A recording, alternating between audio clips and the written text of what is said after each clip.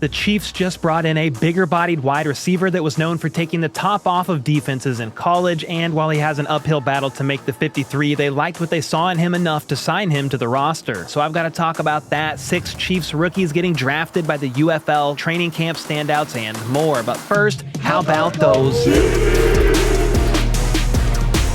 All right, first up, did you know that 6 Chiefs rookies were just drafted by the UFL today? The United Football League held their annual 10-round college draft this morning, with 8 picks occurring in each round. And in order for a player to be eligible for the UFL college draft pool, they must have been eligible for the 2024 NFL draft but gone undrafted. So this UFL draft is basically for UDFAs. And once I saw 6 Chiefs players were drafted by the UFL, my initial reaction was probably what yours is. What the heck happens to them now? Well, it turns out that this is only relevant for players that do not make the 53-man roster or the practice squad. So, if they make the Chiefs roster or the Chiefs practice squad or any other NFL team's practice squad, this doesn't mean all that much for them, but for many UDFAs that don't make the cut, joining the UFL could be a way they get additional eyes on them for another shot at the NFL in the future. They are also under no obligation to actually play for the UFL either, so if they aren't interested, they can pass on the opportunity altogether. Anyway, with that being said, the 6 players drafted by UFL teams that are currently on the Chiefs 90-man roster are as follows. Offensive lineman Griffin McDowell, running back Amani Bailey, cornerback Miles Battle, linebacker Curtis Jacobs, cornerback DJ Miller, and offensive tackle Ethan Driscoll. A few names on this list are guys that I have said to keep eyes on during training camp, Amani Bailey, Miles Battle, and Curtis Jacobs being a few of them. But hey, if it doesn't pan out for them in the NFL, the UFL could be a place they turn to later on for the next UFL season. Next up, a guard just got paid yesterday, and while it doesn't directly involve the Chiefs, it is a division rival, quote unquote, maybe opponent is a better term, and that makes the Trey situation that much more interesting. Trey Smith is on a contract year after all, and the guard market is not slowing down anytime soon. At least it seems, because the Broncos just extended their guard Quinn Miners to a 4-year, $80 million deal. That now makes the former 3rd-round pick from the 2021 NFL Draft a top 5 paid guard. And it looks like, as far as value is concerned, this is a 3-way tie between Miners, Joe Thuney, and Quentin Nelson at $80 million. But if you look at APY, average per year, Thuney falls down the list, averaging just $16 million per year.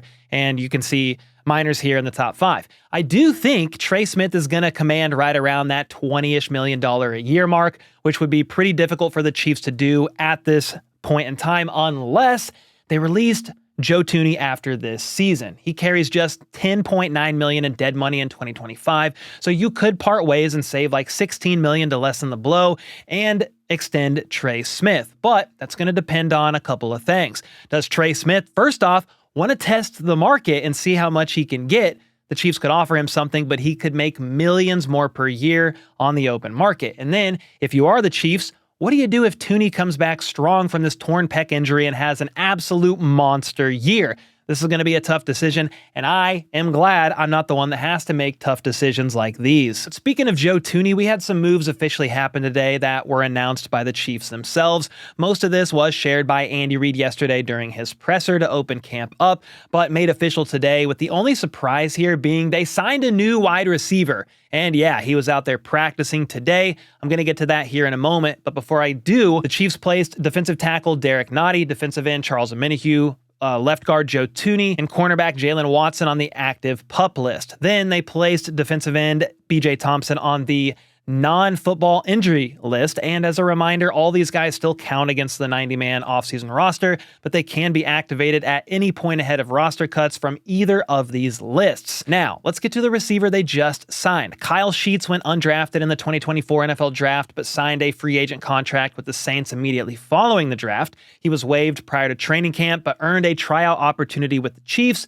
And they must have liked what they saw enough to offer him a deal last night, because the 23-year-old wideout was seen out there practicing today. He's a bigger-bodied guy, 6'4", 220 pounds, which is something the Chiefs don't have a ton of size-wise at the moment. He's also an athletic man, boasting a 9.44 relative athletic score with an above-average 37-inch vertical, as well as his 10 and 20-yard split. His last year with Slippery Rock, Sheets caught a team-high 76 passes for 1,186 yards and 17 17 touchdowns, finishing the year 3rd in Division II football in touchdown catches and 6th in receiving yards. Honestly, I have no idea what to make of this signing at the moment, other than he's an additional camp body. They need a lot of those, but I will never write off anyone completely. UDFAs, after all, can climb their way up and make an impact, but let's see how things pan out for him as he gets work in during training camp and preseason, and then take it from there. On the subject of training camp, the rookies and quarterbacks were busy working today, but there were also some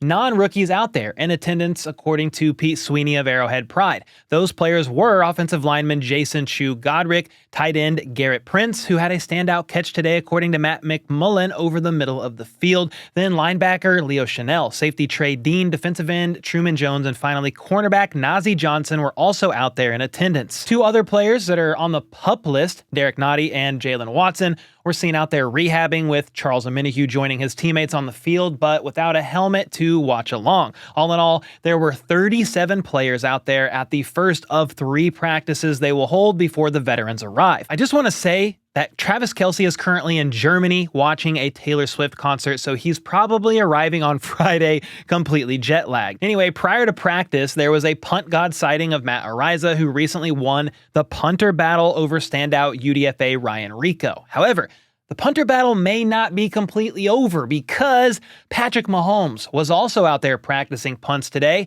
And believe it or not, according to special teams coordinator Dave Tobe, Patrick is the emergency punter in case the punter gets injured in a game, and can do it if needs be in a pinch. There were also lots of looks at the Welshman, running back Rees-Zammit, out there running drills, taking handoffs, and even catching a touchdown pass and red zone work from Patrick Mahomes. He's going to be one of the most intriguing guys to watch. Going to have lots of footage of this guy all training camp long. This is a guy who hasn't played any football growing up, but is a very athletic former rugby standout. So got to keep tabs on him for sure. Another athlete is tight end Jared Wiley, who of course was out there catching passes as he gears up to be a monster help, hopefully a monster help in the tight end room. Someone else gearing up for a big season is the rookie wideout Xavier Worthy, who's back in action after missing most of OTAs and mandatory minicamp due to a tweaked hamstring. He had his left leg tightly wrapped up, you can see it in this video here, but was indeed out there running routes and catching passes. Worthy himself spoke with the media today, saying he's feeling good out there and his hamstring is getting better every day. I'm as good as I could be right now. Obviously still working my way back into things, but I'm here, I'm ready to work. Worthy did say, though, that if there was a game this weekend, he would be playing. So while he's not yet 100%, he's getting close. Then in practice today, Adam Teicher of ESPN noted that Worthy missed a few plays when trainers tended to an injured hand. He returned to make one of the plays of the day, though, via a diving catch on a deep fade from Ian Book, with Nazi Johnson close on him in coverage. So that is definitely an impressive rep from Worthy there.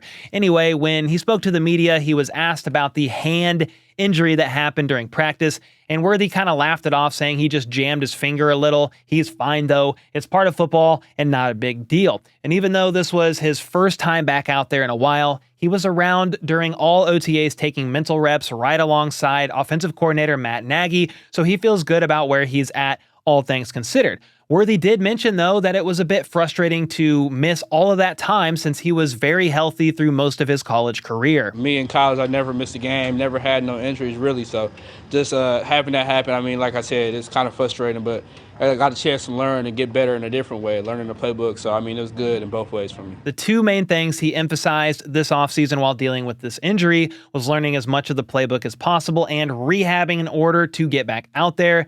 Then in regards to Patrick Mahomes saying yesterday there's no easing Worthy in and he expects him to be ready to go, Worthy said, yeah, I agree. It's going to be go time. Yeah, I definitely feel like it's no time to ease in. I mean, it's all go. I mean, once you're here, you're here. So I understand definitely with Pat saying, and just to build that connection with him, I mean, it's going to be key here. So I'm definitely excited about Xavier Worthy this season. Let me know in the comments down below how many yards you think he's going to rack up. Now, some other pass catchers out there trying to build connections with Chiefs quarterbacks were wide receiver Jaden Hicks, as well as tight ends Baylor Cupp and Jared Wiley. They all made some standout catches today, per the beat reporters in attendance. Someone else that's hoping to stand out is the Chiefs' second rounder, offensive tackle Kingsley Suamataia, who said today the playbook is the biggest challenge for training camp. Learning the offense inside and out is key, and there's a lot of intricacies to the Chiefs' complex playbook.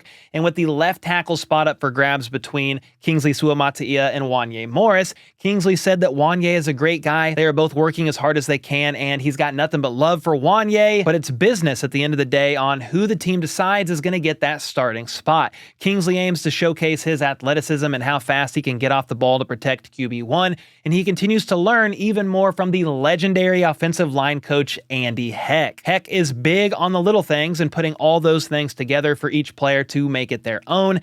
I found this interesting as well. Kingsley said a lot of the veterans have been helpful to him since getting drafted, but Trey Smith has been a big role model to him, is very vocal, loves the game, and he's honored to learn from one of the best guards in the NFL. Another player out there soaking everything up is the Chiefs' 4th-round draft pick, safety Jaden Hicks, who's been learning roles all over the secondary so far. He said training camp and the pace overall is definitely much faster out there compared to college, but it's been a great learning experience and he's ready to do what it takes. He really enjoys Coach Spags and is just trying to be out there, ready to play whenever and wherever he ends up being needed. Versatility is a big part of his game after all, and he spoke on that a little bit here. I mean, it's pretty difficult just because it's multiple positions, but I mean, it's going to help me long term and overall just because I know where, multiple spots are at and multiple places. So, whatever happens, I can play wherever. He then mentioned another coach, one of my favorites, saying it's been awesome working with defensive backs coach Dave Merritt, and he's big on communication and making sure his guys know the details out there. And I am also a guy who will make sure you know all the details of training camp all along the way. Camp is just getting started. We've got a bunch of practices, preseason to cover, so stay tuned. Make sure to check back for more content, and I will be back tomorrow. So until next time, let's go. Let's freaking go. How about those